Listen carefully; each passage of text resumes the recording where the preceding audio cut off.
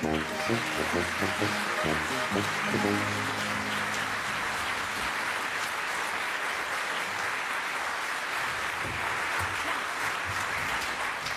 Tisch weiter rüber, dass man da in den Schupf reinkommt.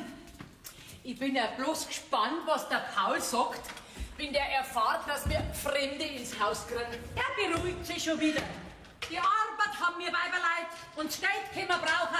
Ja, aber sagen hätten wir es ihm vielleicht schon wollen. Ja, was macht's ihr so? Haben wir eine Gartenparty, hä?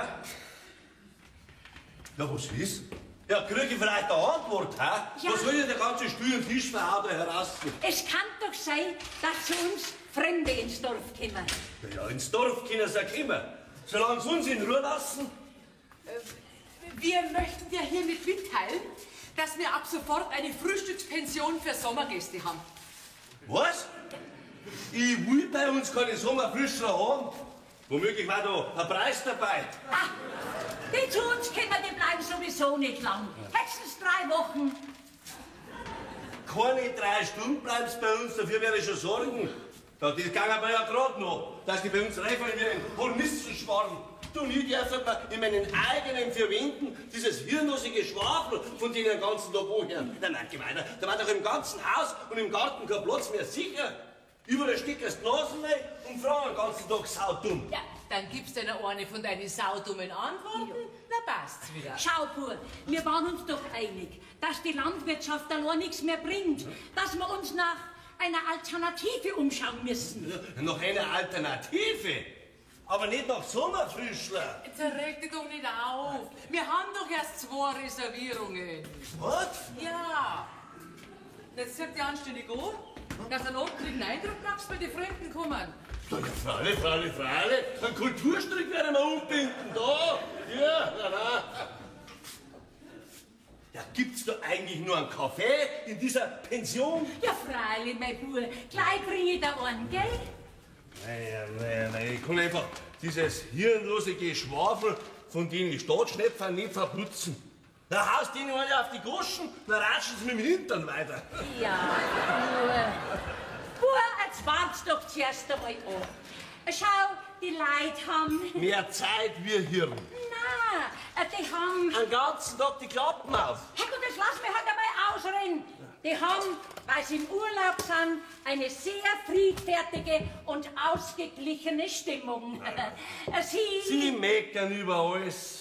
Sie sind mit allem zufrieden und sehr dankbar. Ja, dass sie endlich ein paar Deppen gefunden haben, die sie den ganzen Tag bedienen. Nein, und dankbar, dass sie sich in einer idyllischen, ländlichen Bergidylle vom Alltagsstress erholen können.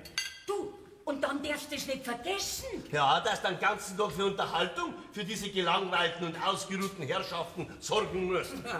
Aber das Geld, das was da lassen, das magst du ja schon, gell? Ja. Geh weiter. Gib ein Magel da. Nein, meine Ruhe ist mir lieber. Von wegen ein Magel. Du, ein Doppelzimmer mit Frühstück kostet 80 Mark. Was, so viel? Ja, und das haben wir noch billig.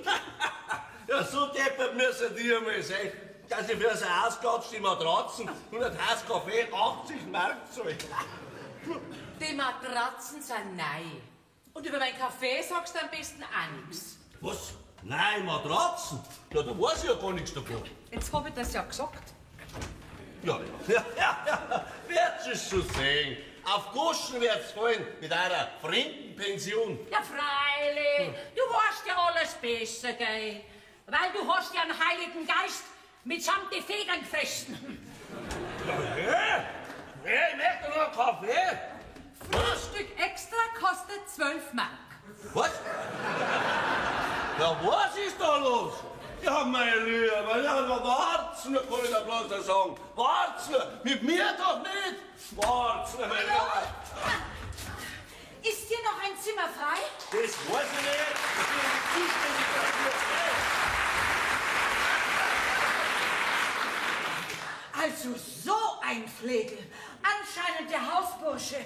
Nimmt einer Dame nicht mal den Koffer ab. Aber Tante, der ist doch nicht so schwer. Darum geht es nicht, mein Kind. Ich komme immer mehr zu der Überzeugung, dass wir hier in Bayern nicht am richtigen Platze sind. Diese Menschen haben keinerlei Umgangsformen. geschweige denn Etikette. Mein Gott, Tante Adelheid, kannst du denn nicht mal im Urlaub die Etikette vergessen? Niemals, Kind. Mein Gott, wenn ich an meine Mädchenjahre zurückdenke, was waren doch das in der Sommerfrische in Baden-Baden für intelligente Menschen und welch geistreiche, erfrischende Konversationen man da führen konnte. Aber hier... Ich will keine Konversation und schon gar keine geistreiche. Ich möchte einfach nur Urlaub machen. Gut, du sollst deinen Willen haben. Schlimm genug, dass deine Eltern so wenig Verantwortungsgefühl zeigen und ein junges, gefährdetes Mädchen deines Alters allein ziehen lassen würden. Gut, ich habe mich geopfert, aber erwarte bitte nicht, dass ich mich bei diesem mehr als zweifelhaften Unterfangen auch noch amüsiere.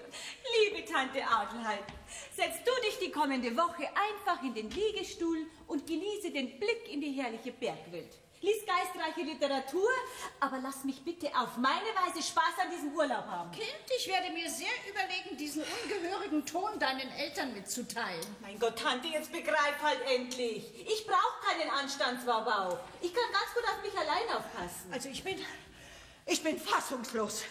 Jawohl, das bin ich. Du hast jetzt eine ganze Woche Zeit, dich wieder zu fassen. Hallo? Hallo?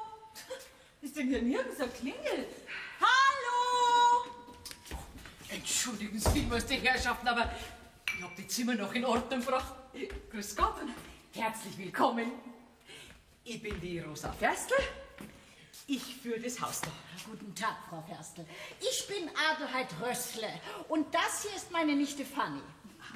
Wir warten übrigens schon sehr lange. Aber Tante, wir sind doch erst im Moment... Widersprich mir nicht, Kind. Wir gedenken, einige Tage zu bleiben. Naja, das Haus scheint ja zumindest von außen ganz ordentlich. Ja. Die Herrschaften sind angemeldet? Nein, wir kommen auf gut Glück. Wir dachten, da noch keine Hauptsaison ist, werden wir schon noch ein Zimmer bekommen, nicht? Ja, da muss ich jetzt erst einmal nachschauen, ob sich da noch was machen lässt. Wir haben nämlich hauptsächlich Reservierungen, müssen Sie wissen. Also, das Balkonzimmer ist leider belegt. Aber ein sehr geräumiges Südwestzimmer mit Panoramablick könnte ich Ihnen noch anbieten. Naja, sagen wir 1, 2 Nächte, dann sehen wir weiter. Ja, wenn Sie dann bitte die Anmeldung ausführen wollen. Paul, Gepäck! Wahrscheinlich der Flegel von vorhin. Was ist denn? Wärst du bitte so freundlich und würdest den Herrschaften das Gepäck auf Zimmer 3 bringen? Ich? Siehst du da sonst noch jemand? Ja, aber ich kann doch selber...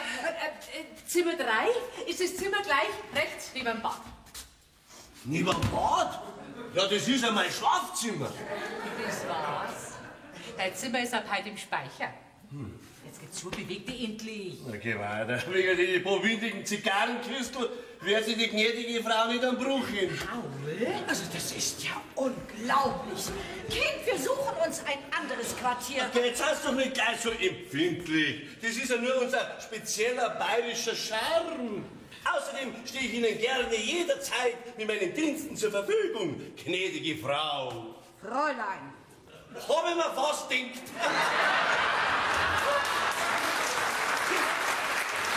Um es jetzt nochmal zu betonen, gell?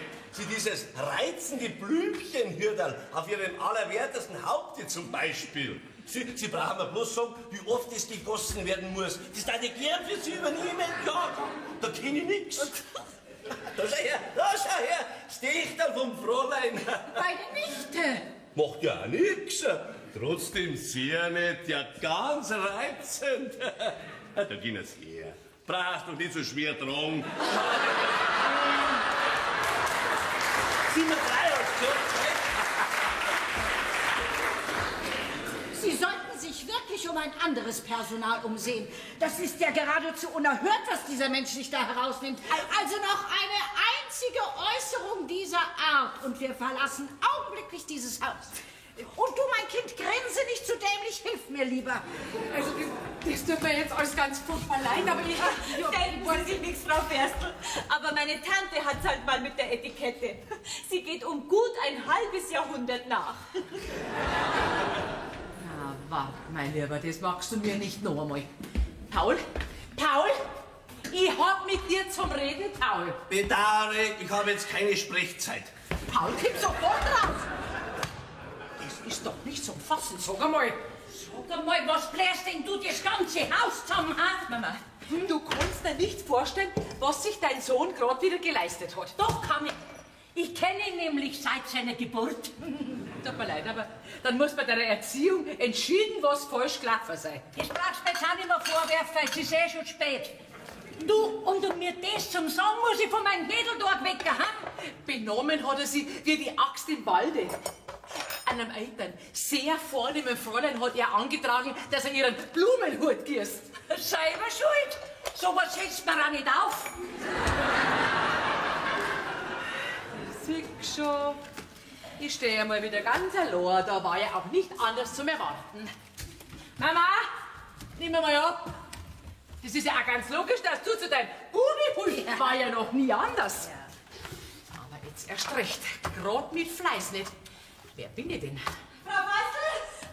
Frau Feistel, Ferstl. Entschuldigung, Frau Feistel, könnten Sie sich um ein kleines Malheur kümmern? Selbstverständlich. Regt sich die Tante immer nur so auf? Nicht immer noch, sondern schon wieder. Sie möchte gerne ein Bad nehmen. Aber erst ging der Wasserhahn nicht auf und jetzt geht er nicht mehr zu. Ja, das Wasser läuft und läuft und läuft. Das fängt ja schon gut an.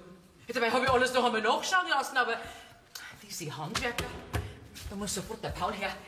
Paul? Paul? Ja, was ist denn? Lauf einmal geschwind zum Hötzendorf rüber. Er oder sein Gesell, der Toni, sollen rüberkommen. Frau Rössli kann das Wasser nicht mehr halten. Ach, so blöd, der Wasserhahn natürlich. Ach so, ja. Er soll sofort rüberkommen, sonst gehe ich hinüber und zerren augenblicklich daher. Jawohl. Rappam, parararam, rappam. Müssen schon entschuldigen, aber einen anderen Ton versteht der nicht. 5 Minuten gebe ich ja. Sein Werkstatt ist nämlich gleich am Weg herum. Ja, wollen Sie nicht ein bisschen spazieren gehen bei dem schönen Wetter? Auf ausdrücklichen Befehl muss ich auf Rufnähe bleiben. Wenn ich auch nicht weiß, warum. Sie ist scheinbar ein bisschen eigen, die Tante, hä? Ja, das ist noch milde ausgedrückt. Nein, sie ist eigentlich eine ganz liebe Person, aber halt total verschroben und weltfremd. Sie kennt sich zwar in sämtlichen europäischen Adels- und Fürstenhäusern aus und wer mit wem auf welchem Stammschloss und welcher Prinz gerade irgendwo hingepinkelt hat, ja. Aber sonst... Unglaublich. Leider ist sie auch der Meinung, dass eine Tochter aus gutem Hause, wobei ich mir gar nicht sicher bin, ob ich das überhaupt bin oder sein will, keinesfalls ohne Anstandsverwau verreisen darf. Ach, und das wäre in Ihrem Falle Sie. Ja, leider. Aber das Spielchen mache ich nicht mit. Zumindest nicht in der Form, wie sie sich das vorstellt. Ja, das werden dann sicher sehr lustige Ferien werden für Sie. Ja, das werden sie. Verlassen Sie sich drauf. Ach, übrigens, die 5 Minuten sind um. Gut, 5 Minuten gebe ich ihm noch, aber dann werde ich erst einmal meinen missratenen Gatten suchen. Den habe ich ja noch gar nicht kennengelernt. Doch, Sie haben. Er wollte Ihrer werten Tante den Blumenhut gießen. Was, das ist Ihr Mann? Den finde ich ja goldig. Goldig? Also, ich habe ihn schon viel gefunden in unserer Ehe, aber goldig noch nie. Hallo! Hallo!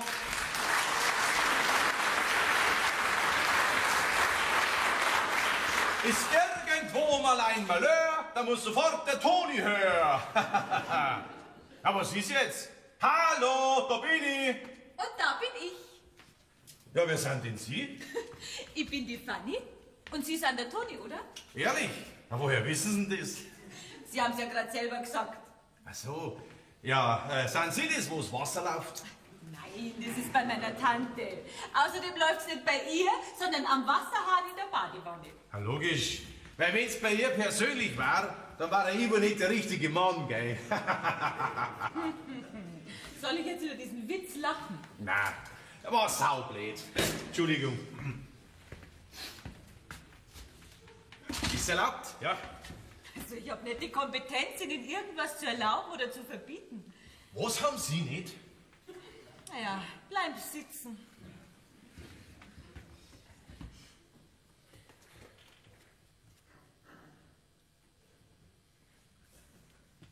Ja.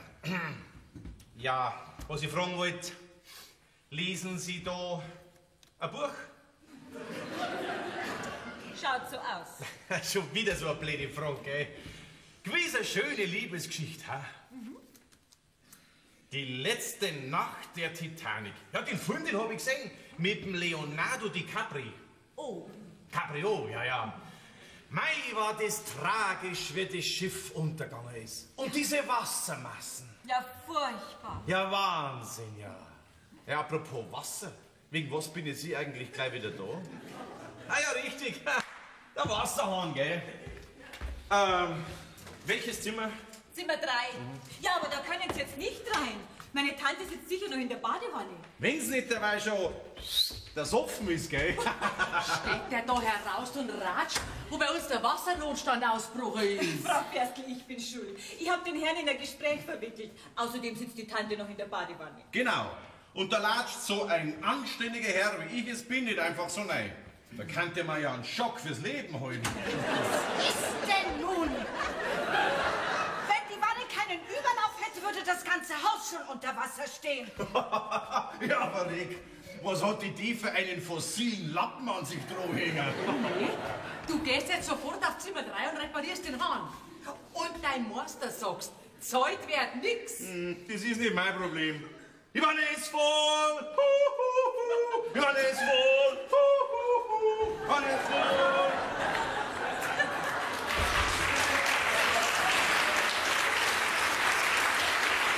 Wenn das ein kompetenter Handwerker sein soll, dann bin ich die selige Fürstin Luise aus Pommern. Ja, dann wäre ja jetzt soweit alles in Ordnung, gell? Noch nicht, das wird sich erst zeigen.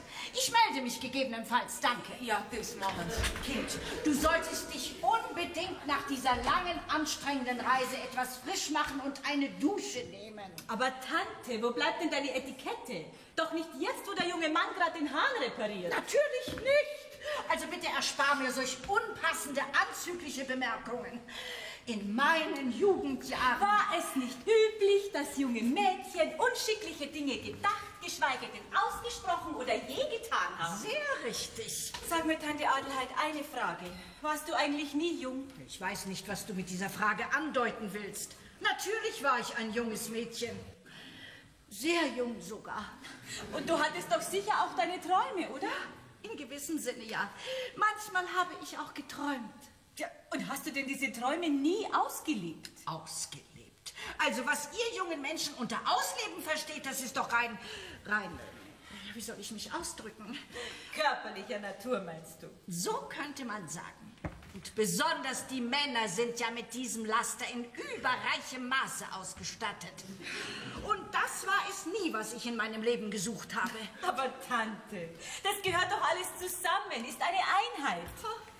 Arme Tante Adelheid, glaubst du nicht, dass dir einiges in deinem Leben entgangen ist? Entgangen. Erspart geblieben, willst du wohl sagen. So, und nun wollen wir dieses fruchtlose Gespräch beenden, was mir für ein Mädchen deines Alters besonders unpassend erscheint. Ja, ich weiß gar nicht, warum ich überhaupt mit dir über solche Dinge spreche. Weil du auch nur ein Mensch bist. Und vor allem eine Frau. Oh, Kind, du weißt ja nicht in deiner Jugend, wovon du sprichst. Komm, bis dieser Mensch mit den Arbeiten in unser Badezimmer fertig ist, setzen wir uns so lange ins Frühstückszimmer, ja?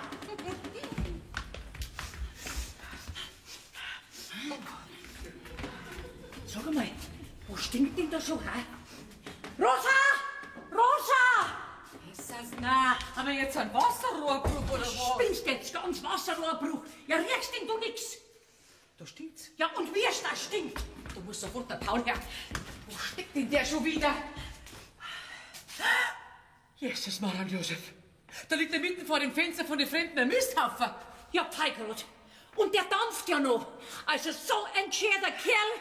So, jetzt ist das Maß voll. Na, der Hof. Paul? Paul? Ja, was ist denn? Sag einmal, bist du noch zu retten? Wieso denn? Das ist doch ländlich urig. Und dann der Duft erst. Ja, du, ich sag gar ein Schüttel. Zimmer mit Eau de Odeur. Spar dir deine Witze. Ich warte auf eine Erklärung. Und dann schaufelst du augenblicklich und eigenhändig den Mist da draußen weg, gell? Ja, das ist ja ganz unmöglich. Ja, was glaubst denn du, wie schwer der ist? So frisch? Ja, und außerdem bin ja ich unschuldig. Ja, das war der Summerer, der Depp. Der hat halt sein Mist auf der falschen Seite abgeladen. Ja, direkt peinlich ist das, gell, vor die Gäste. Mir erzähl keine Märchen. Seit Jahren bringt uns der Summerer sein Mist und jedes Mal hat er nur hinten einen Misthaufen abgeladen. Vielleicht hat er ihn heute nicht gefunden.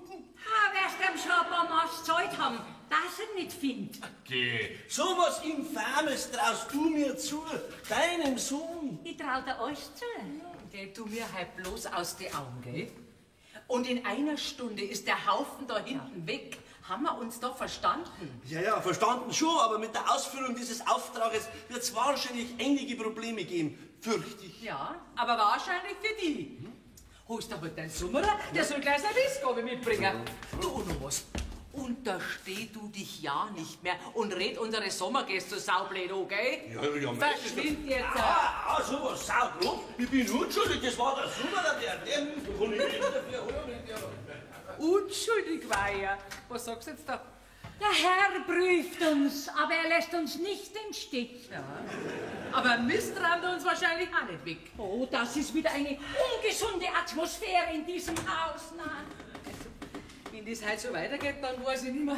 Da sind sie ja. Also, die Sache ist es so. Also in Ordnung. Dann lassen wir doch bitte noch mal ausreden. Also die Sache ist es so. Ich hab gedreht und hab geschraubt. Hab's fachgerecht mit einer neuen Dichtung ausprobiert. Aber so wie es ausschaut, Also nicht. kann man so sagen. Ich will aber damit nicht behaupten, dass mit der momentanen Sachlage mein derzeitiger Wissensstand überschritten ist. Immerhin bin ich ja Geselle. Komm, jetzt red nicht so geschwollen daher. Was ist los? Lassen Sie mich doch bitte noch mal zu Wort kommen. Also im Klartext, der augenblickliche Stand ist der, dass das Gewinde obdraht ist. Auf gut Deutsch im Arsch. Hier halt. Wieso Obdraht? War er noch gar nicht so alt? Na mei, da wird halt jemand wie ein geisteskrank Draht haben. Oder vielleicht wollt's, dass die Wanne schneller vollläuft. Vielleicht hast auch du wie ein narrischer Draht. Durchaus im Bereich des Möglichen, ja. Auf alle Fälle, he is he. Ja, und nachdem diese Armaturen schon Auslaufsmodelle sind, bin ich mir gar nicht so sicher, ob es da dafür noch Ersatzteile gibt. So ist recht. Aber nur keine Panik auf der Titanic. Ich hab den Fall natürlich sofort professionell provisorisch behoben und hab den Haupthahn abgedreht. Dann haben wir überhaupt kein Wasser mehr. Exakt. Mei, Sie müssen ja noch halt überlegen, was Ihnen lieber ist. Entweder eine Überschwemmung und eine Rechnung, die uns utopische geht, oder halt einmal ein paar Tage ohne Wasser. Jetzt pass einmal auf, du Klempner Lehrbursche. Geselle, Bütchen, gell? Da lege ich großen Wert drauf. Für mich hast du einen Wissensstand wie ein Lehrbur in der ersten Woche. Du gehst jetzt heim zu deinem Meister und sagst ihm, was Sache ist. Was, die ganze Gaudi nochmal von vorn? Nein, gewiss nicht. In einer Stunde kommt dein Meister höchstpersönlich mit einem neuen Wasserhahn. Haben wir uns da verstanden? Ja, aber ob der halt noch Lust hat, das glaube ich nicht. Ist ja schon kein Feierabend. Eine Stunde, habe ich gesagt. Mein Gott, immer diese umeinander Hetzerei, glaubst du das? Aber das sag ich einer gleich. Der sagt auch nichts anderes als wie ich. Weil ich kenn mich aus. Ja. Halt, eine Frage hätte ich noch. Aber schnell, bevor ich den Rest meiner Geduld verliere. Ja, das Fräulein, das gerade da gesessen ist, wo ist denn die hin? Weiß ich nicht. Sonst noch was? Ja, wann's wieder kommt. Wissen Sie das wenigstens? Nein. Danke für die freundliche Auskunft. Bitte, gern geschehen. Beißzange. Was? Rohrzange! Ich komm doch wieder mit einer Rohrzange. Ja. Ja, du bist ja.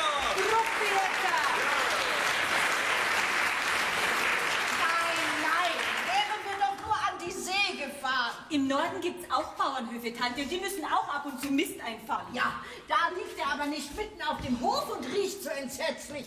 Ach, mir ist schon ganz übel. Wir müssen schon entschuldigen, Frau Rössler, aber ein Nachbar hat aus Unwissenheit den Haufen da draußen im Hof abgeladen. Aber mein Mann ist schon dabei, dass er ihn beseitigt. Was? Das ist Ihr Mann? Na, das spricht ja Bände. Mein Gott, wo sind wir bloß hingeraten? Hey, was ist nun? Kann ich nun endlich ein Bad nehmen? Läuft das Wasser immer noch? Tut mir leid, aber jetzt läuft überhaupt nichts mehr. Also jetzt ist meine Geduld am Ende. Kind, wir suchen uns sofort ein anderes Quartier. Nein, Tante, wir bleiben. Was sagst du? Ich sag, wir bleiben. Aha, Ja gut, wie du meinst. Ich bin ja bloß neugierig, was heute noch alles passiert. Und ich bin neugierig, ob ich ganz umsonst gekocht hab. Die Gnädel verkochen wir schon. Ja, Mama, ich schrei am Paul gleich. Halt nein. Du sollst erst den Mist da hinten wegrammen. Aber bitteschön, treten Sie doch näher, verehrtes, gnädiges Fräulein, bitteschön. Dankeschön. Aber machen Sie sich bitte keine Umstände. Ja, aber gell, das sind doch keine Umstände nicht. Das ist doch das reinste Vergnügen. Bei uns im Hause ist der Gast König. Besonders so ein charmanter Gast. Wie reizend Sie das sagen. Da spürt man doch gleich diese angenehm lockere, fast familiäre Atmosphäre. Ja. Entschuldigen Sie bitte meinen nicht ganz angemessenen Aufzug, gell? Ich bin heute nebenher auch noch Landwirt, gell? Und vor allem stören Sie sich nicht an den etwas strengen Geruch. Der ist nicht von mir. Bitte Sie. Ich bewundere Männer, die noch kräftig zupacken können. Ja. Also wie Sie vorhin die Mistgabel geschwungen haben. Vor allem schwingt mein Mann gern große Reden. Au, jetzt wird's ungemütlich. Ach, Ihr Mann. Wie erfreulich. Wir müssen ihm. Die Dame wünschen ein Zimmer? Ja, Ihr Mann war bereits so freundlich. Mein Mann hat gar keine Ahnung, ob wir nur was frei haben oder nicht. Ja, freilich. Zimmer 4a. 4a, wo war denn das? Na, das kleine Mansardenzimmer im Speicherturm. Wir haben nämlich unsere Reservierungen, müssen Sie wissen. Also, wie lang wünschen Sie zu bleiben? Das hängt ganz davon ab, Von was? wie wohl ich mich bei Ihnen fühle. Schwing die du auf den Misthaufen, wo ein Gockel hinkehrt. Du, ich tue ja das, was ich tun will. Und zwar nur dann, wann ich es tun will. Ist es dort oben angekommen? So und nicht anders ist die Sachlage, liebe Gattin. Man sieht sich, gnädiges Fräulein. Ein reizender Mensch, Ihr Mann. Ja, sehr reizend. Also, wie lang? Sagen wir eine Woche mit Frühstück. Ja. Ich bin übrigens Rita Roth. Ja, das schreiben Sie dann auf die Anmeldung, gell? Ein Westzimmer mit Balkon kann ich Ihnen noch anbieten. Sonne ab Mittag. Mittagessen gibt's aber keines mehr. Die Gnädel lange nicht. Danke. Ich bin sowieso auf Diät. Du schon eine Bohnenstange und dann noch Diät. So mag ich's. So, das Gepäck bringen aufs Zimmer, wenn Sie vorausgehen wollen. Ja, Zimmer 4. Da geht's hinaus. Oh, ich sehe schon vor meinem geistigen Auge weitere Niederschläge und atmosphärische Störungen auf dieses Haus zukommen. Mutter, was sagst? Aber was soll ich sagen? Das Mittagessen ist fertig. Na, zu dem Fräulein, das gerade angekommen ist. Ach so, wegen derer. Ach, da sag ich bloß das nicht. Wegen der brauchst du nicht so aufpumpen als wie ein Maikäfer. So frisch ist der Laubfrosch auch nicht mehr.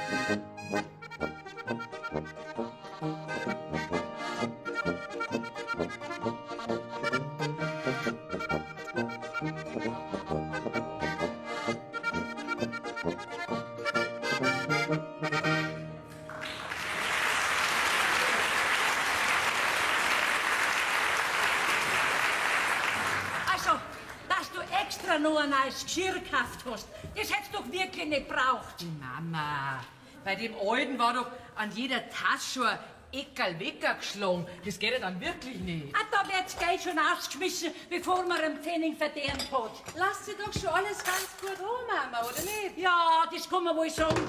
Diese Rita, die geht mir jetzt schon auf die Nerven. Ja, du, der Paul hinter der Herschwanze. Nicht einmal zum Frühstück war er da. Ganz glosige Augen kriegt er wieder. Sind alle gleich, die Mannsbrüder. Und ich hab mir gedacht, er war aus dem wepsigen Alter schon langsam raus. Solange Katz mit Schwanz wackelt, lebt's noch.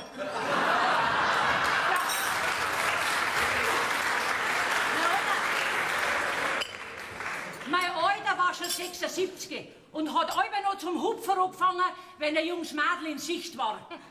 Ganz einen roten Belly hat er gekriegt, so hat er ihm einen Blutdruck aufgetrieben. Einen wunderschönen guten Morgen beieinander. Morgen kann man um die Zeit nicht mehr sagen. Ja, so. Halt! Da sitzen die Sommergäste. Du sitzt dir dann über. Ja, so ist recht. Ins hinterste Ekel wäre abgeschoben. Du, aber ist nicht das ganze Kerl leer? Die Semmeln sind für die Gäste. Man hört bloß noch Gäste hinten, Gäste vorn. Also da gefällt es einem so richtig daheim. Na, wirklich. Wieso? Sind doch alle ganz nett. Vor allem die Rita. Also, was habt's denn für einen sarkastischen Unterton an euch? Ich bin nichts weiter wie höflich, wie es der Anstand verlangt. Tja, Hast du auch gerade Anstand gehört? Es ist an mich gestern die Frage gestellt worden, ob wir im Ort eine Sauna hätten. Von wem? da darf ich nur fragen. Was meinst du, Schatze? Du hast mich sehr gut verstanden. Ja. Ich nehme an, von der Rita. Ja, ich hab mir gedacht, wenn wir an unserem Stadel hinten eine Sauna anbauen taten, weißt, dann, was weißt du, wir da die Leute reindrucken? Weil sowas gibt's ja weit und breit überhaupt nicht. Eine Sauna. Ja, da gehen ja alle pudelnackert rein. Oh. Wir brauchen keine Sauna. Wir sind ein Luftkurort. Und bei 30 Grad hockt sich kein Mensch in der Sauna rein. Das ist der größte Schwachsinn, den ich je gehört habe. Also, Rosa, da täuscht dich. Es ist heutzutage bei einer gehobenen Gesellschaft ja direkt eine Prestigefrage, dass man in die Sauna geht. Ja, was glaubst denn du, wir bei uns die Leute reindrucken, wenn bei uns ein Schüttel draufsteht, Zimmer mit Frühstück, Inke, Sauna. Na, nicht Inkel. Du, da verlangen wir mindestens nur 10 Mark in der Stunde. Ja, das ist keine schlechte Idee. Und wenn gerade niemand drinnen ist, dann hocken wir ihn rein. Ich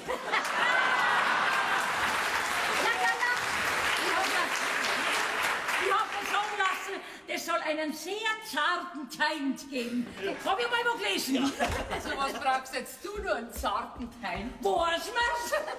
Du, lass dir noch ja nichts gefallen, gell? Das kommt mir schon alles sehr verdächtig vor. Gestern hättest du am liebsten jeden Fremden ausgeschmissen. Und heute muss gleich eine Sauna sein. Aber es bleibt bei einem entschiedenen Nein. Naja, informiere mich jetzt einmal, dann sehen wir schon weiter. Ich bin eben im Gegensatz zu dir flexibel, kreativ und offen für alles Neue. Und wenn ich seit 5 Jahren rede, ich möchte im Schlafzimmer neue Tapeten, weil mir die altmodische Wärmelmuster auf die Nerven geht, dann merke ich nichts von deiner Flexibilität. Ja, weil das eine naschgeschmissene Investition ist. Schau bei der Nachtpapa die Augen zu. Von einigen Ausnahmen abgesehen, aber da schaue ich dann auch nicht auf die Blärmerl-Tapete. Guten Morgen zusammen. Ja, guten Morgen.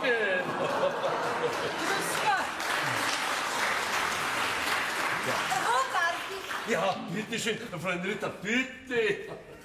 So, bitteschön. Ein bisschen spät zum Frühstücken, gell? Aber naja, Sie haben ja Urlaub. Du bist schon fertig. So, ja, freilich. Hätte ich fast vergessen, gell? Ja, wenn ich Ihnen noch meine Handynummer geben darf, für eventuelle Notfälle. Wenn ich zustehe. Ja, vielleicht könnten Sie sich mal über die Aktivitäten am Ort erkundigen, lieber Herr Förstl. Ich möchte doch zu gerne mal was erleben. Das können Sie haben. Aber selbstverständlich, liebes Fräulein Rita, ich eile sofort zum Fremdenverkehrsbüro und erkundige mich, was in der nächsten Zeit so geboten wird, gell? Da reden die aber nicht. Ja. Betrachten Sie mich als Ihren persönlichen Animateur. Tschüss. Tschüss. Tee oder Kaffee? Kaffee bitte. Herrlich leben Sie hier, liebe Frau Förstl. Wenn man Urlaub hat und wenn man nichts arbeiten muss, ist es überall herrlich. Danke. Bitteschön. Wenn Sie was brauchen, dann klopfen Sie einfach an der Tür, gell? Mama, Mama, ich geh zum Kramen über. Bringst du 20 Eier mit? Ja. Oh, guten Morgen. Guten Morgen. Kind, es ist schon fast Mittag, dass mir das nicht wieder passiert. Guten Morgen. Guten Morgen. Guten Morgen. Tante, ich habe Urlaub und ich möchte mich einmal im Jahr ausschlafen. Gut, aber erwarte nicht, dass ich mich in Zukunft nach dir richte.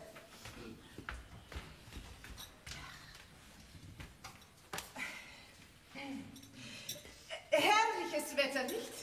Wenn man die Hitze verträgt, mag das ja zutreffen. Ich für meinen Teil ziehe angenehme Kühle vor. Ach ja? Warum sind Sie dann gerade nach Bayern in Urlaub gefahren? Ich sehe keine Veranlassung, Sie über meine Beweggründe aufzuklären. Na gut, dann eben nicht. Tante, warum bist du denn so unfreundlich? Sie wollte sich doch nur mit uns unterhalten. Ich lege keinen Wert darauf. Du bist doch eine ganz vulgäre Person. Siehst du nicht, wie dekutant sie gekleidet ist?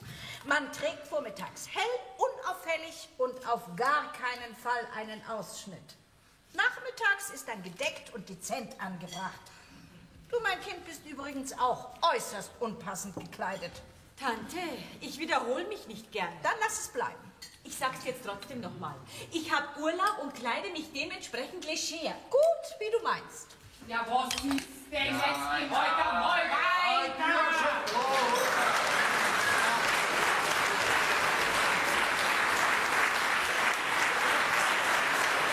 Die können doch nicht so schwer sein. Ja, freilich, du redst die leicht. Wir haben das ganze Graffi da die 3 Kilometer vom Bahnhof raufgeschleppt.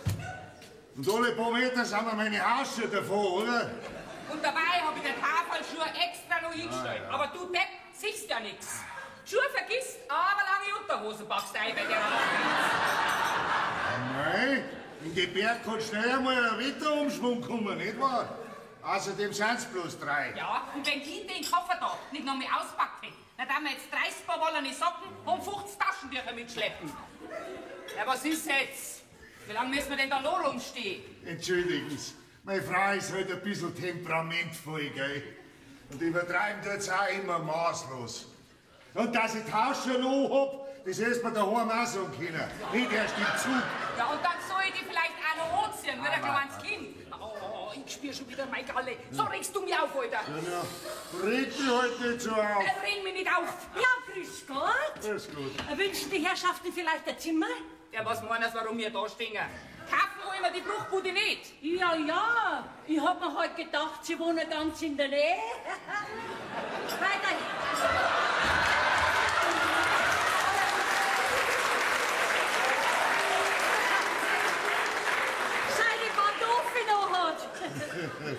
Ich hab schon besser gedacht. Was ist jetzt? Haben Sie noch ein Zimmer? Dann muss ich erst recherchieren. Was muss? Nachschauen. Ah, ja, da haben Sie noch ein Marcel. Ich wollte sagen, ein großes Glück, wir haben noch eines frei. Und wie lange gedenken die Herrschaften zu bleiben? Das kommt ganz drauf an. Wenn er mich recht aufregt, dann fahren wir gleich wieder heim. Umgekehrt. Wenn du mich recht aufregst, dann fährst du allein heim. Oh, ja, bitte wiederhole das noch einmal. Ja, das machen Sie dann am besten auf Ihrem Zimmer aus, gell? Zimmer Nummer 5, rechts im 1. Stock. Ja, und unser Gepäck? Ja, das nehmen Sie natürlich gleich mit. Was ist Kinder?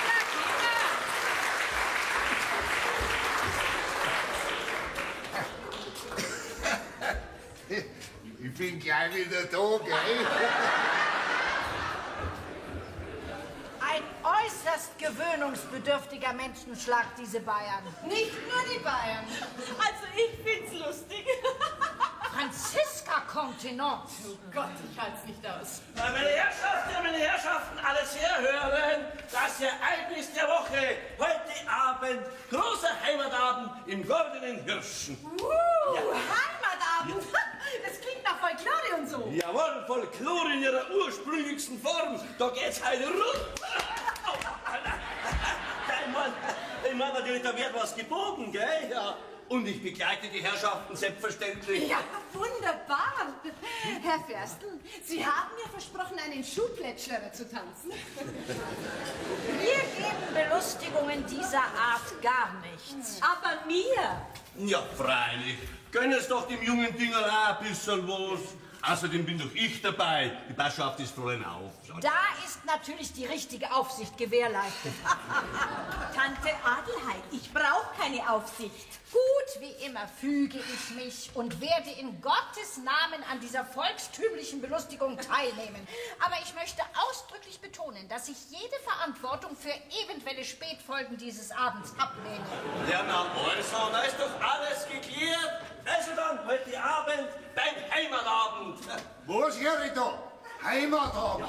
Ja, da bin ich dabei. Gestatten Sie, Ludwig Bammerl, ein schwer ehegeschädigter und ruhesuchender N50er.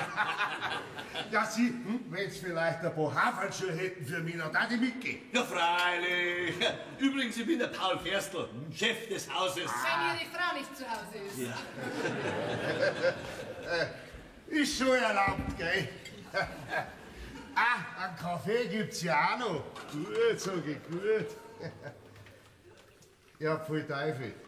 Das ist ja ein Tee. Den mag ich nicht.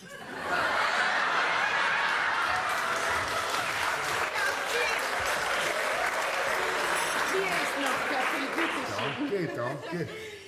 Ja, dann werde ich wohl. Ja, was haben Sie denn jetzt vor, Fräulein Ritter? Oh, ich bin mir noch nicht so ganz schlüssig. Ja, dann werde ich Sie begleiten. Ich habe für Sie den richtigen Schlüssel.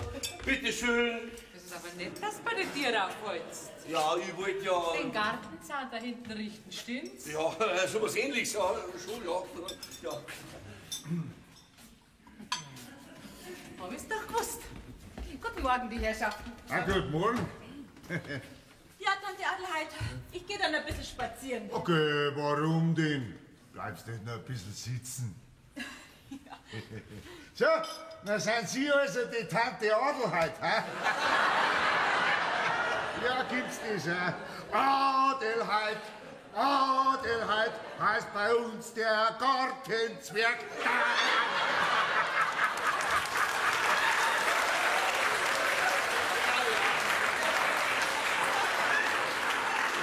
Ja, aber da kann ja Sie nichts dafür, gell?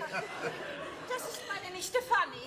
Das freut mich so. Jesus Maria, das tut mir aber leid. Der wird gleich wieder weg. Gehobelter Mensch, Sie. Aber Komm, du- Fanny, wir gehen. Tschüss. So eine überkantitelte, überstandige Wachtel. Das ist ja gar nicht schlimmer wie meine alte. Danke. Haben wir's schon. Was? Ich komm mir nicht aus. Das Frühstücksgeschirr noch bis fast zum Nachmittag. Ja, so mag es, so mag es. Aber da wäre andere Seiten aufziehen. Da passt's auf. Nun, Tante, leg dich ein bisschen hin. Ich bin da im Garten. Ja, Fräulein, da haben Sie recht. Ja. Suchen Sie Ihnen noch ein schönes, ruhiges Platzl. Es ist ja heute so schön, gell? Da in der Schupfe drin, da sind Liegestühle. Danke. So. Frühstück nur mehr noch bis 9. Und wer da nicht zur rechten Zeit da ist, der kann sich das Maul ans Tischheck hinhauen.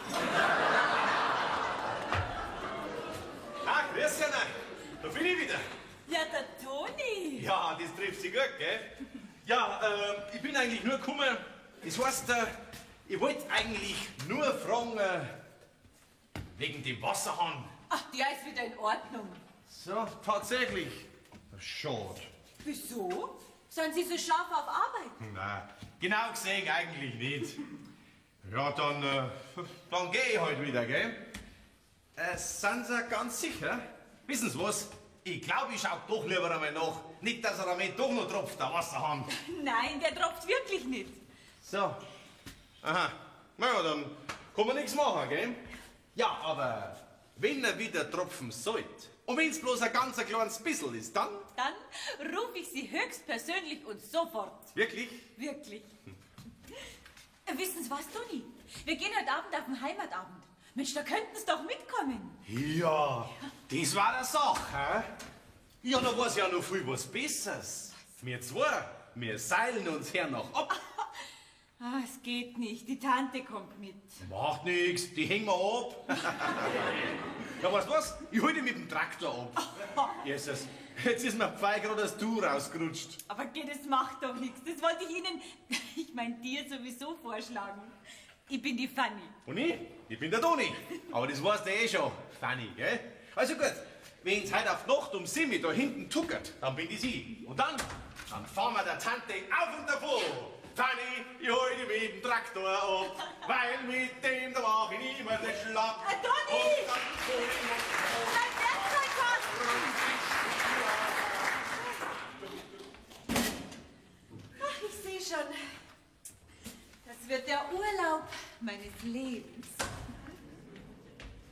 Ja, freilich. Ein Brot so wird mich der raushängen lassen. Das lasst gefälligst bleiben. Und wegklaffer werde ich jetzt auch nicht. Dann hast du erst einmal dein Werkzeugkasten weg da. Hä? Ja, sag einmal, wer springst denn du mit mir um, ha? Du, noch einmal, wenn du... Nein, noch einmal, wenn du. Ich schau mir jetzt das Geschwanzel und die Ritterhexen so vor der Gut am Flirzen aus. Oder du? Sag einmal, wer springst denn du mit unseren Gästen um? Da ist im Dorf jetzt Zimmer belegt. Ja, dann soll es zur Bahnhofsmission gehen. Ich möchte bloß wissen, was du an der findest. Also, Frau, deine Eifersucht hat lächerliche Blüten. Mehr habe ich zu diesem Thema nichts zum Sagen. Aber du brauchst nicht gleich bei jedem ersten weiblichen Gast einen Kopf verlieren und einen Bauern-Casanova spielen. Also, Rosa, du redest ja nicht Schwachsinn daher. Oder habe ich vielleicht bei der Adelheid einen Kopf verloren, hä? Du hast doch selber gesagt, dass ich nett sein soll zu unseren Gästen. Jetzt bin ich's, jetzt ist dir das auch wieder nicht recht. Gut, wenn du dich entschieden hast, dann lasst mir's wissen, gell? Ach, übrigens, ich gehe heute mit deinen Gästen zum Heimatabend. Kannst du mitkommen, wenn du Lust hast. Mich stört's nicht. Also, Fass dich! Da tappt schon wieder einer her. Schafft's heute wird sich schon gleich Nachmittag und nur nichts ist geschehen. Ja, du hast ja nicht alles im Griff, gell? Dir fällt ja an der Organisation ein bisschen. Reg mich nicht auf. Man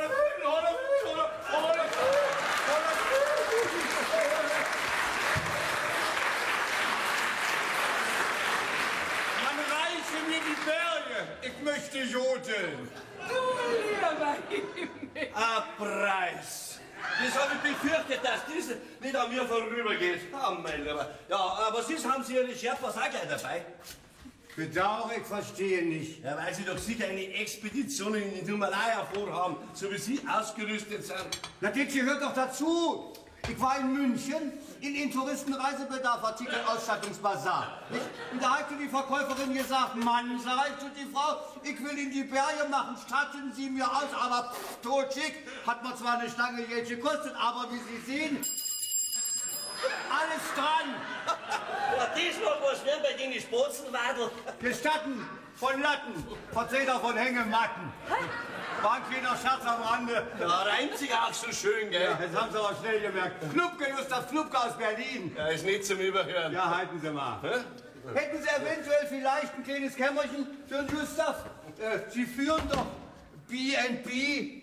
Was meinen Sie? Bed and Breakfast, nicht? Meine Beste, das wisst doch heute jedes Kind. Na, jetzt war ich daher. Mit Frühstück meinen Sie? Ja, selbstverständlich. Ja, Sie wollen ja hoffentlich, ich mein, Gott sei Dank nicht so lange bleiben bei uns, oder? Ja, nun lassen Sie mal gut sein. Ja, ich kenne euren bajuwarischen Humor. Aber das eine sage ich Ihnen gleich. So eine dusselige Geschichten hier von wegen Jemsen-Eier und so, ja? Damit brauchen Sie den Gustav ja nicht erst zu kommen. So eine Märchen können Sie Ihre Großmutter erzählen, aber neben mir, ja? Haben wir uns so weit verstanden? Ja, freilich haben wir uns doch verstanden. Man weiß ja schließlich, mit wem man es zu tun hat, nicht? Und schauen Sie das mit den Gänseneier. Das machen wir nur mit Gästen, wo wir im Vorhinein schon sehen, dass man denen einen Bären aufbinden kann, gell? Aber Sie sind ja ein intelligenter Mensch. Gell, setzen Sie doch gleich daher. Das sieht man ja auf den ersten Blick nicht, wahr? Und füllen Sie doch gleich das Anmeldeformular aus, gell? Ja, so. Du, Rosa. Rosa, meinst du nicht, dass wir jetzt ausnahmsweise den Herrn Knupke in das ganz besondere Geheimnis vom Ganzkas einweihen soll? Was wirkt da? Sie machen Käse von diesen Viecher? Diese Jemsen? Freilich. Aber das wissen ja nur ganz wenige Eingeweihte. Also jetzt passen Sie einmal auf, gell? Das ist ein ganz großes und seltenes Glück, wenn so eine Sennerin... Ich verstehe Sennerin, ja. Das hab ich schon mal gehört. Das ist meistens so eine dralle Person, weiblich, mit sehr viel Holz vor der Hütte, die ganz weit oben auf dem Berge wohnt und dort melkt sie die Rindviecher. Ja, meine Rosa, der kennt sich aus, der Herr Knupke, gell? Der kennt sich aus. Also jetzt passen Sie auf. Und so eine Sennerin sitzt dann in Vollmondnächten im steilen Fels direkt am Abgrund auf der Lauer, bis sie so ein Gamsweiberl erwischt, gell? Sehr gefährlich ist das da. Was Sie nicht sagen. Ja. Und was macht sie denn damit? Was wohl? Melken? Ja. Das ist ja unglaublich, ist das. Sie, das muss man sich mal vorstellen. Im Finstern muss dieses arme Madel in der steilen Felswand so rumkraxeln. Ich denke, die macht das bei Vollmond. Naja, Wolken gibt's immer wieder einmal, gell? Ja, und wenn sie dann so ein Gamsweiberl unter Lebensgefahr gemolken hat, gell, Dann macht sie Käse davon. Na, das ist ja hochinteressant. eine wahre Delikatesse, sage ich Ihnen. Aber wie gesagt, sehr selten und darum auch sehr teuer, gell, ja. Was ist? Wollen Sie vielleicht ein Batzerl probieren? Hä? Ach, das wäre ja zu jüdisch von Ihnen. Ich bezahle natürlich auch dafür. Nein, Herr Knupke, das braucht's nicht. Sie doch nicht. Sie kriegen ja mal sonst, ja. Rosa? Rosa? Ja? Geh, bring du den Herrn Knupke was von unseren Gamskas. Was? Ja, einen Obersten bringst du. So, eine Frau bringt mir da gleich, gell? Ich schau jetzt schnell mal hinter den Holzschupfen aus, weil du lässt mir sowieso keine Ruhe nicht. Vierte! Ja, gleichfalls. Pfützi, Pfützi. So, Herr Knutschke. Nee, nicht Knutschke, bitte, Knupke, ja. Ich bringe jetzt gleich mal Ihr Gepäck aufs Zimmer, Ja, gell? ja, und dann bringen Sie mir bitte so eine Portion von den kostbaren Jensen-Käse. Also, das ist ja nicht zu fassen, das muss ich ja sofort in Berlin in meine Stammkneipe erzählen. Das machen. Ja, mal was ganz anderes. Sagen Sie mal, was ist denn das für eine dufte Wolke, die da draußen in den Liegestuhl hingejossen liegt? Ist die Puppe Solo? Die Ritter, ja, die ist Solo. Na, wie soll ich denn das verstehen? Naja, so egal. Ich werde bei der mal ankloppen, ob die mit mir eine Molle zwischengeht. Das ist eine ganz gute Idee. Ja, nun fangen Sie bloß nicht an zu Berlinern, ja? Ich spreche ja auch nicht bayerisch. Hospi!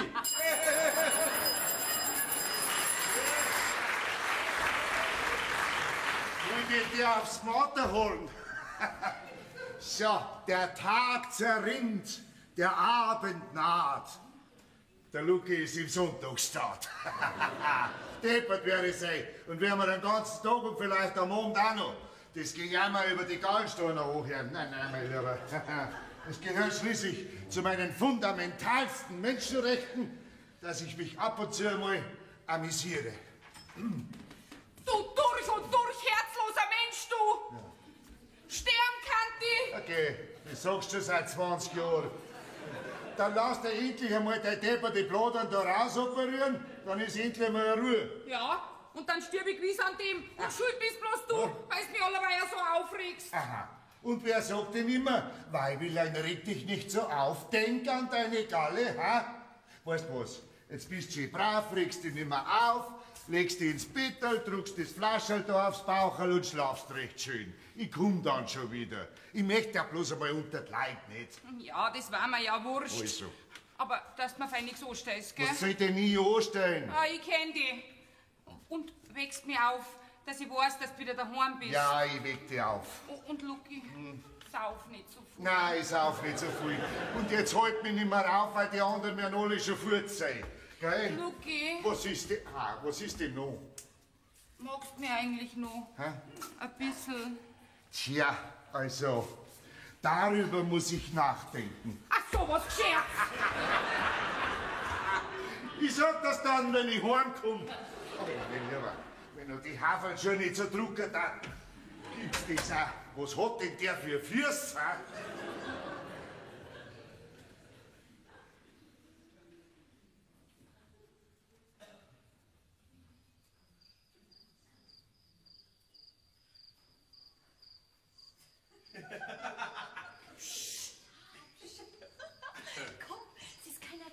Du, das haben wir fast schon ganz gut hingekriegt. He? Deine Tante wird am ganzen Abend im Dreierkupft sein, weil sie am Heimatabend nirgends entdeckt hat. Mein Gott, ich habe schon fast ein schlechtes Gewissen.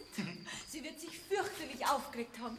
Und dann erst morgen diese Moralpredigt. Oh. Lass dir doch das nicht gefallen. Bist du heute genug? Aber schön war's schon, gell? Sehr schön. Ja, dann gute Nacht.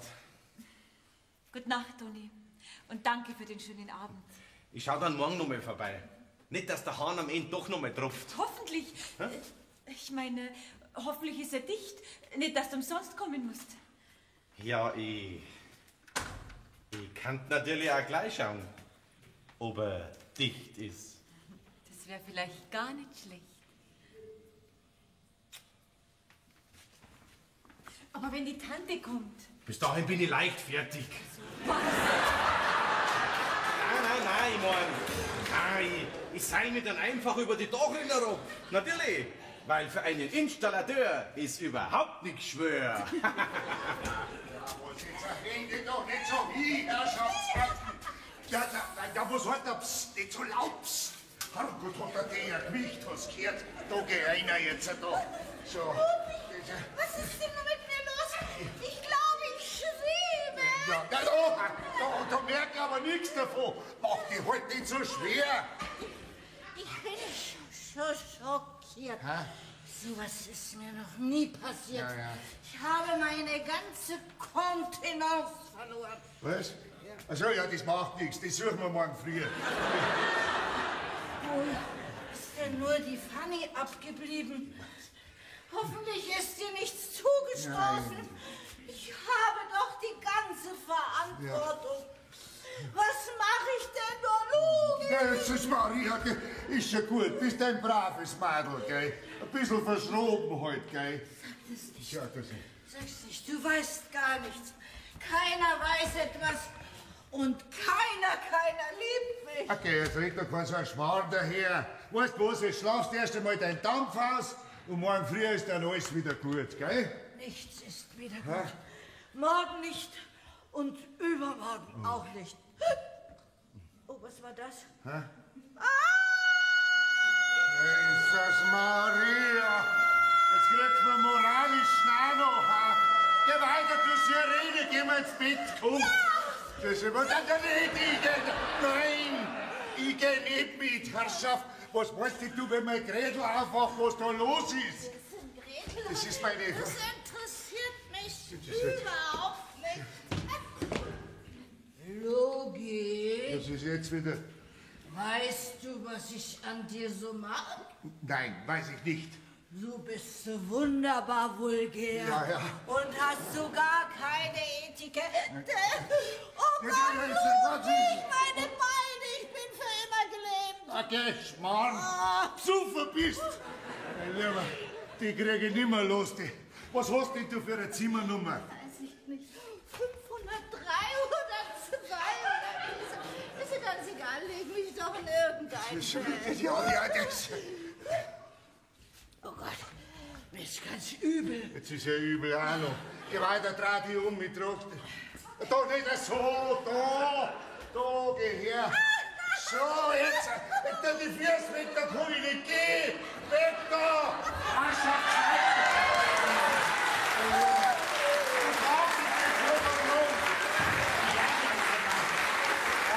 Ich bin froh, wenn ich die los hab. Ludwig! Jesus Maria. Sei so gut und das liegt mir noch ein bisschen mehr. Was ist denn? Probier erst gar nicht, mir das zu erklären. Oh, mein Golli. Jetzt hör mal mit deiner depperten Galle auf. Hilf mir lieber, die ins Bett bringen. Ja, wie kam ich denn dazu, dass ja wildfremdes, psoffes Weibsbild ins Bett sind, ein Pfiffkas wäre? Blär nicht umeinander, wächst das ganze Haus auf. Da geh wenigstens auf Zeiten, dass es nicht schlafen kann. Oh, mein Lieber, die hat er ein Gewicht, das gehört. Das darfst du dir gar nicht zutrauen. Ja, was ist das? Na, Mo, du bringst mich unter den Boden. Ziehst die ganze Nacht mit wildfremde, psoffene Weiber umeinander. Treibst du was Gott was. Das verzeih ich dir nie. Ja, ich werde auch das noch überleben, gell? Mein Lieber, da wärst ja hin, hast gehört. Wo womit habe ich das verdient? Alter, ich gebe dir jetzt einen guten Rat. Hör dein Gejammer auf, weil ich möchte jetzt ins Bett gehen. Du pulst dir doch nicht ein, dass ich dich noch mit so einem zu mir einlass, du alter Lustkreis, du! Ah, gut, dann gehe ich zur Adelheid. Ja, das darf da so passen, gell? Jawohl. Nix da! Du schaust jetzt, dass du Kurven kriegst. Da rein, wo du hinkehrst. Mehr wollte ich ja gar nicht. Warum denn nicht gleich?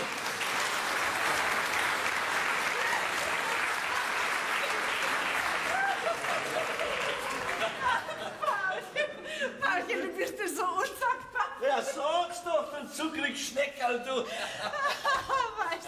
Weißt du, du bist so ganz anders als alle anderen Männer, die ich kenne. Die wollen immer nur das eine. Ja, was denn? Jetzt stell dich doch nicht so an, Paulchen. Du weißt schon, das eben. Ah, so, das meinst du? Nein, also, da brauchst du Angst nicht haben. Das will ich nicht. Nein, das nicht. Nicht? Eigentlich schon. Ja, das heißt natürlich nicht. Überhaupt nicht, verstehst? Aber so in unserem Fall jetzt, verstehst? Ich bin ja nicht dämlich. Ach, Paulchen Panther. Warum musst du eigentlich verheiratet sein? Ja, das frage ich mich auch manchmal. So schön könnte es sein mit uns beiden. Ja, gar nicht auszudenken, wie schön, gell? Du, aber heute ums was auch schön, ha? Na, ich meine natürlich besser wie nix, ha? Bussi. Ha! Was muss denn mein getrübtes Auge erblicken? Dir, Männchen, dir trägt das Jas ab. Schnauze, sonst Beule. Und das eine wird da gleich flüstern, macht er mal auf der Stelle von meinem Acker. Und wenn ich dir noch mal mit meiner Jattin erwische, dann musst du sie behalten.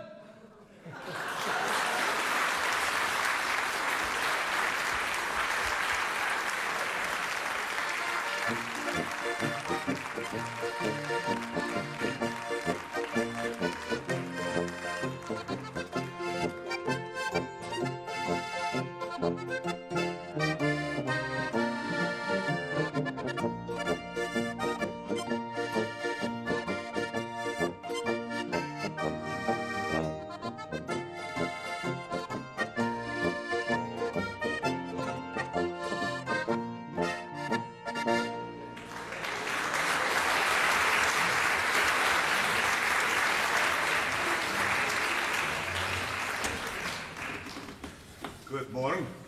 Ja, guten Morgen. Entschuldigung, ich darf noch mal eine Wärmflaschen brauchen, wenn es nichts ausmacht. Hupferst wieder die Gallensteine, hä? Und wir, mein Lieber, das war vielleicht so eine Nacht. Das reinste Vergnügen. Ja, ich mein, das Vergnügen, das werden Sie ja gestern schon gehabt haben, so viel ich gehört habe, hä? Also Vergnügen darf ich es jetzt gerade nicht nennen. Haben Sie was gehört? Also ich hab wirklich nichts dafür können. Also, mir ist ja das wurscht. Aber dass die Frau Gemahlin da keine große Freude gehabt hat, das ist mir auch verständlich. Also, geben Sie die Flaschen her. Sie, und was das gerade erst richtig fett macht, einen Heldengedenktag habe ich auch vergessen. An was? Hochzeitstag haben wir heute. Ja, Sie, da muss ja dann schon was anderes einfallen, als wir alleweil nur die Gummiflaschen spazieren drum. Ich überlege so schon die ganze Zeit. Sagen Sie mal, gibt's da irgendwo einen Blumenladen? Ja, der Toni, der soll da besorgen. Was? Ich gebe ihm Bescheid. Ah, das war der Sache. Da ging es her. Da sind Sie her, haben Sie 20 Mark. Ah, Bitte. der für Lachen. Also gut. Sagen wir 50. Sollen wir nicht drauf hochkommen? Und, was nehmen wir? Rote Rosen? Hm? Rote gleich. Nein, das muss auch nicht gerade sein. Sagen wir schwach rosa. Oder noch besser. Gelb.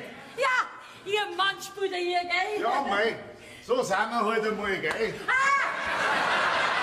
Ja, was ist jetzt das, ha? So sind wir auch. Mich hat's halt gerade so überkommen, Okay. dass es so schon wurscht ist. Oh. Oh Gott, er. Mein Gartenzwerg. Tante, was ist denn mit dir? Du hast heute Morgen gar nicht gefrühstückt. Mir ist nicht danach. Bist du mir immer noch böse? Ach, Kind. Aber was ist denn los? Geht's dir nicht gut? Ich fühle mich in der Tat nicht ganz wohl. Es war wohl ein bisschen spät gestern Abend. Hm? Erinnere mich nicht daran, wo ich doch die ganze Zeit nur auf dich gewartet habe. Wie konntest du nur so etwas tun, Kind? Ja, ich weiß, du bist alt genug. Richtig, Tante Adelheid. Ist schon gut, mein Kind. Wartest du auf jemanden? Ich? Nein, wie kommst du darauf? Geh du doch bitte etwas spazieren, mir ist es zu heiß. Ich lese hier ein bisschen. Ist es nicht schön hier, Tante? Man ist doch in dieser herrlichen Gegend gleich ein ganz anderer Mensch. Ach ja. Ja, die Umgebung wirkt in der Tat sehr beruhigend. Hör nur, Kindchen, wie der Gockel gackert. Und die Hühner krähen. Also, Tante, du bist halt schon ein bisschen verwirrt. Obwohl du doch gar nicht an der Sonne warst. Naja, wenn du mich brauchst, dann schreist mir einfach. Oh Gott, wie soll ich mich nur verhalten? Ja, Trändelmausi. Oh, da sind sie ja wieder. Ja, ich schau gleich, ob das Wasser heiß ist. Mei. Oha. Herr Bammerl, ich muss unbedingt mit Ihnen sprechen. Bitte nicht jetzt, weil ich brauche heißes Wasser für meine Gattin. So, Ja. da ist jetzt der Wärmflaschen. Ich habe nur extra ein feuchtes Tuch drüber gemacht, gell? Ja, das löst die Krämpfe besser. Dankeschön. Ja, und die Rosen, die werden dann auch noch ihre Wirkung da und zur baldigen Genesung beitragen. Oh ja. Hilf, was helfen kann. Gott,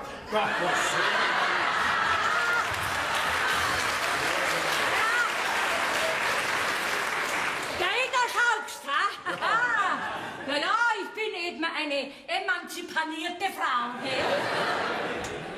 Ich werde diesen Menschenschlag nie verstehen. Das macht da nichts. Brauchen Sie sonst noch was? Ich müsste unbedingt einige Dinge mit Herrn Bammerl klären. Na, das lassen Sie lieber bleiben. Und wegen dem Bammel, da brauchen Sie keinen Bammel haben. Na, ich gebe Ihnen einen ganz guten Rat, Fräulein Adelheid. Lassen Sie es bleiben. Es ist besser so. Meinen Sie? Ja, freilich. Dann machen Sie mir bitte die Rechnung zurecht. Ich möchte wieder abreisen. Gut, ich sag's meiner Schwiegertochter, gell?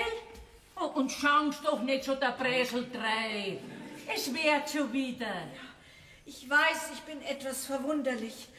Aber wenn man immer so alleine ist... Schau's, ich war mein ganzes Leben lang keine Sekunde allein. Sie Glückliche. Und wär's so gern einmal gewesen. Verstehe ich nicht. Werde ich nie verstehen. Macht da nix. Armslur, der Armsau. Wo steckt denn nur der Paul? Den hab ich heute den ganzen Tag noch nicht gesehen. Oh, ich hab das Gefühl, die atmosphärischen Störungen rücken langsam bedrohlich näher. In Rixdorf ist Musik. Da tanzt ich mit der Ring, also diese Rita. Das ist ja vielleicht eine flotte Puppe, eine ganz patente Mutter. Und das Gesicht von dem Paul gestern Abend, das war ja Gold wert. Schmeckt's? Was denn bitte? Entschuldigung, ganz in Gedanken. Frühstück ist ja schon vorbei und Mittagstisch haben wir keinen. Ja, du mal keine Bange, gute Frau. Ich hab ja schon auswärts eine Kleinigkeit zu mir genommen. Aber geschmeckt hat das, als wär's der Verpackung. Naja, kein Problem für den Gustav nicht. Wenn wir nur sonst unseren Spaß haben, wa? Ja. Das war ja gestern eine Gaudi, wie ihr bei uns so treffend sagt. Freut mich, wenn Sie sich amüsiert haben. Sagen Sie mal, suchen Sie was Bestimmtes? Vielleicht den werten Herrn Gemahl? Ich glaube, der hat sich heute Morgen schon dünne gemacht. Mit die Rita. Wie bitte? Die Rita, ja, mit die Rita. Nicht? Also setz doch mal einen Moment zu mir, gute Frau, nicht? Aber keine Aufregung. Die ganze Sache war doch nur ein kleiner Spaß. Wo es war der Spaß? Könnten Sie vielleicht ein bisschen deutlicher werden? Aber gerne doch.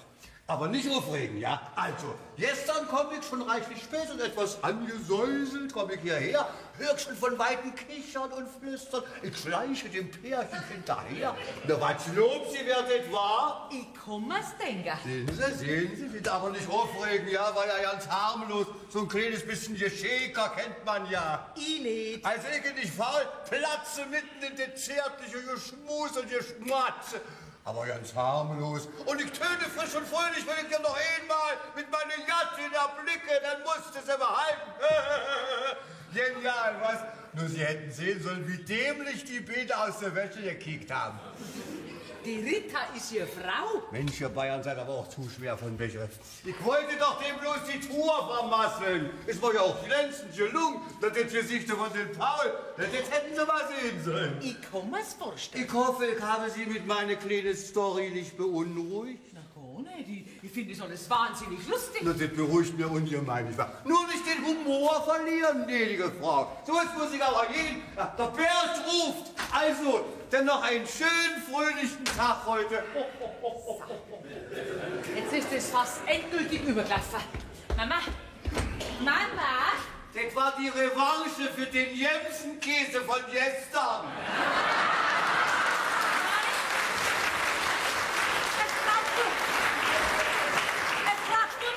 Dass eine neue Katastrophe passiert ist. Nein, überhaupt nicht.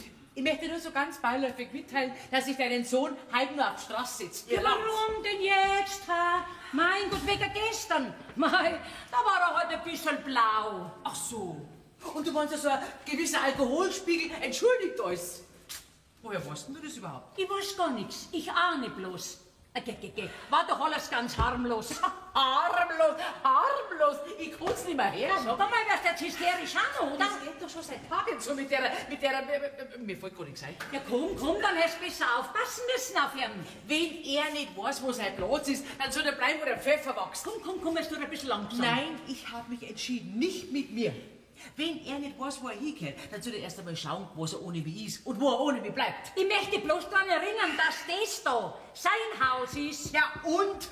Oh, wie gesagt, atmosphärische Störungen, ja. Ach, der Herr Landwirt. Was? Und? Hat deiner Rita die Bergtour gefallen? Okay, dieses hirnlose Geschwafel von der ist mir vielleicht jetzt auf den Weg gegangen. Sag einmal, findest du originell, was du die ganzen Tage daher treibst, ha? Mama, kann man diese Diskussion auf morgen Nachmittag verschieben? Ich muss jetzt unbedingt duschen. Lass deine blöden Witz und gib mir eine gescheite Antwort. Ja, bin ja Schulbub, dass man mir sagen muss, was ich da darf und was nicht. Das hab ich vielleicht gefressen. Bub, schau, dass du die Sache wieder in Ordnung bringst. Und der Ritter sagt, sie soll wieder heimfahren. Ein Schmarrn wäre da. Der rutscht mir noch einen Buckel runter, Weiberwirtschaft übereinander nieder.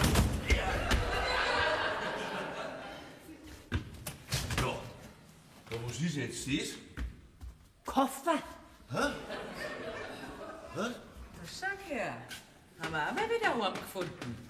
Na, grüß dich, Schatzerl. Was hast du denn jetzt? Ich hab da bloß eine kleine Tour gemacht mit der... Naja, mit der Dings, mit der... Mit der Rita, ich weiß schon. Ah, spionierst du nach, oder was? Paul, ich bin deine Frau und nicht vom Geheimdienst. Rosa, was du jetzt auch immer denkst, es stimmt nicht.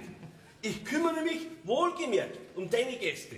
Aber so eine kleine Bergwanderung ist doch wirklich ein harmloses Vergnügen. Ja, du gehst ja nicht mit mir. Du jammerst ja über deine Knie. Eine Bergwanderung an sich schon, aber gestern Abend war das auch ein harmloses Vergnügen. Da war schon gleich gar nichts. Geh, ich werde doch nicht so blöd sein. Und du brauchst mich nicht für so blöd halten. Und du brauchst nicht von deiner Dummheit auf die meine schließen. Machst du da ein Theater wegen so einer kleinen Tour da? Ich lache mir gleich tot. So, und jetzt sagst du mir, was mit denen Koffer da ist. Dreimal darfst du dran. Ich hab nichts mit dir verlassen. Nein, das sind deine Koffer. Hä? Ach, übrigens, bevor du gehst, tragst du mir nur das Tragel mit den leeren Flaschen in den Keller runter. Was ist? Was ist jetzt? Ja, spiele jetzt, oder was? Kannst ja zur Rita gehen. Ja, das wäre ja ein Tor. Das ist eine gute Idee von dir. Das kannst du haben, jawohl. Und euch brauche ich auch nicht mehr. Jawohl, kauft mir alles rein.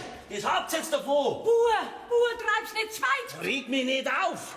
Und dass du auch gleich noch weißt, die Anlage zum Herzensbrecher war bei mir unterschwellig immer schon vorhanden. Und jetzt bricht's wieder mal durch, aber leider nicht bei dir. Aus, Schluss, basta, Amen. Bub, ich hoffe, du weißt, was du tust. Nein, das weiß ich nicht. Aber das ewige Gemosere und das Gequatsche von euch, das hängt mir da raus. Kapierst du das endlich einmal? So, du Birschel, du ganz Trauriges. Jetzt werde ich dir einmal was sagen. Stopp bist. Es ist noch gar nicht so lang her. Da hast du deine Rotznase noch an meine Schürzen putzt. Ich hab immer geglaubt, ich hab einen rechtschaffenen Menschen erzogen, der Recht und Unrecht unterscheiden kann. Aber da hab ich mich täuscht. Und wenn du glaubst, du musst jetzt partout einen Aufstand machen und in dein Unglück rennen, ja, dann renn doch zu. Und wenn der Rosa nicht mehr wert ist, als wie so ein windiges Abenteuer, dann bist das doch du nicht wert, dass man die aufhält. Ja, aber Mama. Und eins merkt er ganz gut. Die Liebe, vor allem in der Ehe, ist wie ein Garten, den man ein Leben lang pflegen muss, sonst verwildert er. Und in deinem Garten, da schaut schon lang wild aus. Mama. Entschuldigen, Sie wollte bloß die Wärmflaschen zurückbringen. Sie ist kalt worden. Tja, wie so manches.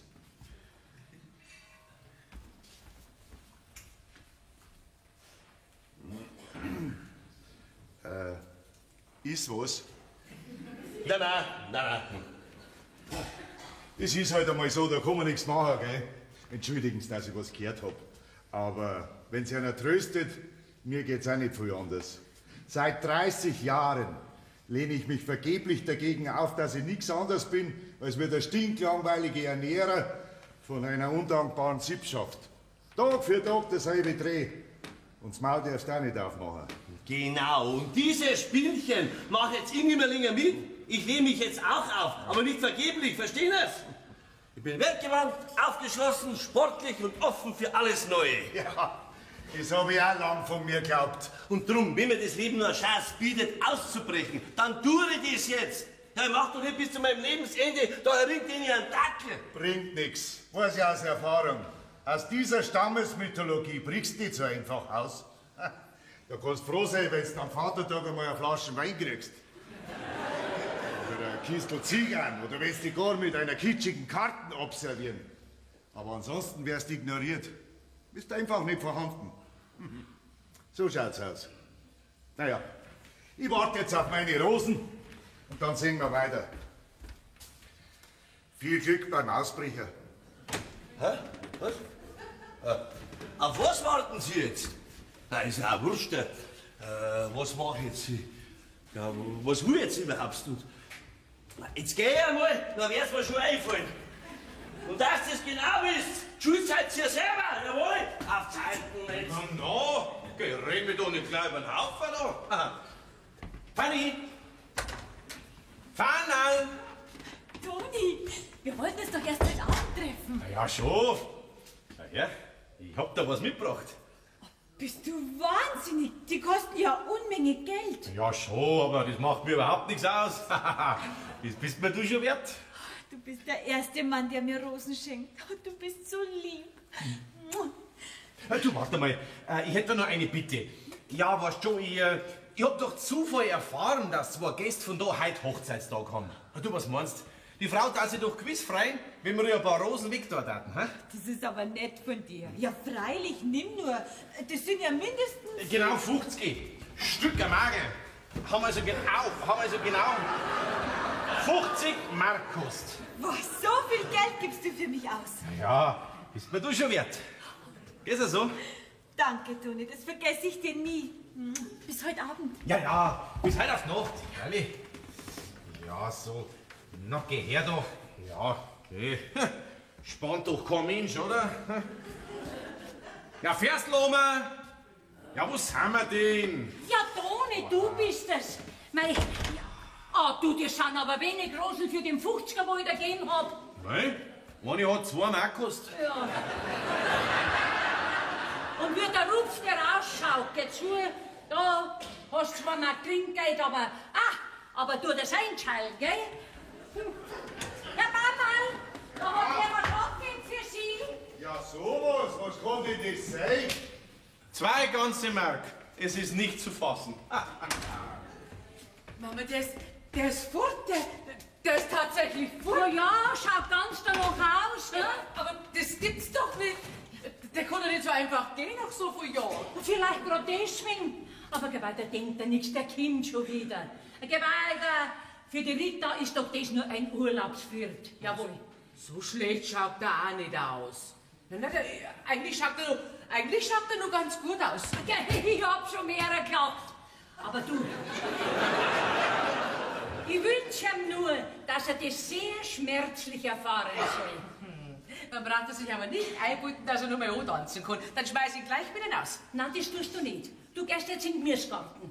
Ja, glaubst denn du, dass ich die ganze Arbeit heute allein mache?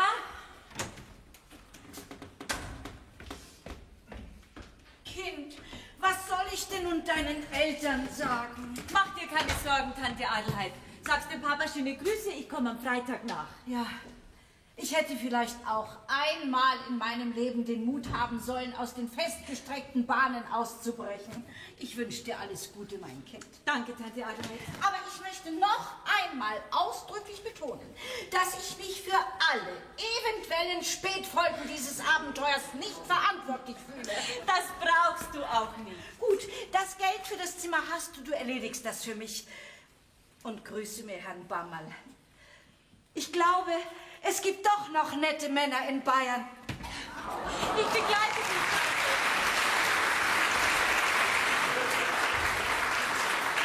Mein liebes Lucki-Burli, dass du doch noch dran denkt hast. Mei, die schönen Rosen. Ja, die werden halt bloß nicht mehr lang schön sein, wenn du an den Busen flach drückst. Jetzt hab ich dir alles verziehen. Mei, wenn's doch gar nichts zum Verzeihen gibt. Jetzt glaubt mir's halt endlich einmal. Du mein liebes, altes, eifersüchtiges Dummel, du. Weißt du was? Und jetzt fahren wir heim und machen wir's uns auf unserem Balkon gemütlich.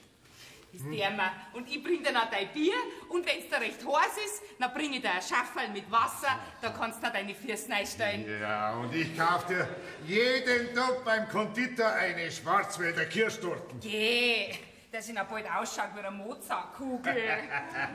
Gerade so oben die, gell? Du Luki, und daheim, da gibst mir dann auch noch manchmal ein Bussel, so wie grad. Weil, man tut mir gewiss meine Galle nicht mehr so weh. Du, ich spüre jetzt schon fast nichts mehr. Wirklich? Nein. Ja, dann kriegst du gleich noch mal eins. Ja, übertreiben wollen wir auch nicht. Ja, so gefällt's mir, gell? Nein, eigentlich schade, dass Sie schon wieder abreisen, hä? Ja, schauen Sie, wir haben uns gedacht, wir haben es ja daheim eigentlich auch ganz gemütlich. Ja. Und vor allem billiger. Und, was macht die Galle besser? Die Galle, ja, was ist denn das? Ja, und die schönen Rosen. Wir haben heute Hochzeitstag. Und mein Luki hat dran gedacht. Ja, logisch. Ja. Alle Achtung, da hat er sich nicht lumpen lassen, gell? Da ist die Rechnung, Herr Ach so, ja. Bammerl. Wir lassen es einmal schauen. Ja, wie ich mir's gedacht hab. Daheim war's billiger gewesen. Naja, macht ja nichts, gell? Da schauen Sie her. Da haben's 300 Mark. Der Rest ist für Sie. Oh, Dankeschön, Dankeschön. Luki, schick mal uns, dass wir einen Zug noch erwischen. Ach so, Freile. Du, vielleicht hat der Konditor noch auf, aber dann kaufe ich dir eine Schwarzwälder Kirschtorten. Schabermint, du meine. Ich liebe deine Rundungen.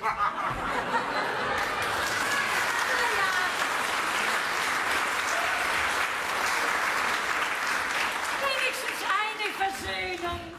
Au, so ein Pflege lässt mich einfach mitten am Berghang stehen. Ja, nur keine Aufregung, Ritachen. Ich habe dich errettet. Setz da hin. Ja? Oh, meine Füße. Ich muss lauter Blasen haben. Ich werde dir auf die Blasen blasen. Ich will dir pflegen, schwör ich dir wie ein Vater. Na, wie was anderes wäre mir aber lieber. Das ist ja mein Gedanke, Mensch, Rita, vergiss den doofen Paul. Das ist doch kein Mann für dich. Na, wie macht der Gustav das? Ja, ich habe ein Gefühl in den Händen. Na, und hier erst solltest du mal einen Blick reinwerfen. Ja, wenn du mich lässt, Gustav. Da fragst du noch. Ich schmachte ja direkt danach, dir endlich bedienen zu dürfen. Willst du mir nicht ein Küsschen geben? Ja, aber gern, Gustav. Machen wir Brotzeit, ha? Na, also die Zarin auf die Stelle.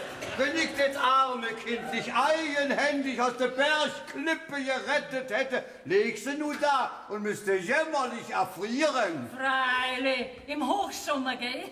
Naja, also Ihren Paul können Sie jedenfalls ausrichten, dass er ein ganz fieser Lümmel ist. Lässt mich hilflos in dieser Bergwelt zurück. Mei, dem werden's halt stark auf den Weg gegangen sein, gell? Naja, jedenfalls ist das unglaublich, naja, mit diesem Paul. Na, mit dem werde ich noch in ein kleineres Federvieh rupfen. Ja, das mach es. Und Sie gingen mit mir hinaus in die Küche dann werde ich Ihre Wunden verarzten, ja. Ich habe auch Wunden an den Beinen. Sie kommen später drauf und verwischen Sie Ihre verräterischen Spuren. Spuren? Was denn für Spuren? Ach, da schaut her. Ach, sieh mal einer an, auf dir habe ich gerade noch gewartet. Ja, was hast denn du da im Gesicht? Das ist der Lippenstift von meiner Rosa, den kenne ich ganz genau. Nee, das muss ja ein Irrtum sein. Nein, das ist kein Irrtum. Da geh mal her, Frental, du stinkst mir schon lang. Ja, genau so bitte. Ja, lass mal los, dass ich mir verteidigen kann. Pass auf, Bürscherl, du kriegst jetzt von mir einen Tritt, dass du auf der Stelle und kostenlos wieder nach Berlin zurückfliegst. So! Jetzt. Danke, da wollte ich sowieso hin. So, jetzt ist mir wohler. Du, ich glaube, allweil, die Affäre Ritter hat euch beide ganz gut, du, hä? Stimmt's, du, mein Lassbub? Also, Mama, du hast einmal wie immer, wenn's mir auch nicht passt, recht. Oh, wie? Was anderes ist mir die Rosa noch arg besser. Da fragst du es am besten selber. Rosa! Rosa! Da ist einer da, der möchte unbedingt von dir selber bedient werden. Ja, bitte. Sie wünschen? Ja, ich wollte fragen, ob Sie eventuell noch ein Zimmer für mich frei hätten. Ein Zimmer? Da wird's wahrscheinlich schlecht ausschauen. Oh. Wie lang wünschen denn der Herr zu bleiben? Ja, das hängt von verschiedenen Umständen ab. Ich brauche aber präzise Antworten, wenn Sie das verstehen. Präzise meinen Sie? Ja, dann würde ich sagen, für immer. Für immer? Da gibt's doch eine kleine Schwierigkeit. Ja? Ich habe nur noch ein Doppelzimmer. Das würde mich weiter nicht stören. Dann darf ich notieren. Sie dürfen. Und noch was, wenn es nicht zu viel Umstände machen tät. Ich hätte gern ein Zimmer mit Frühstück. Frühstück, aber nur bis 9.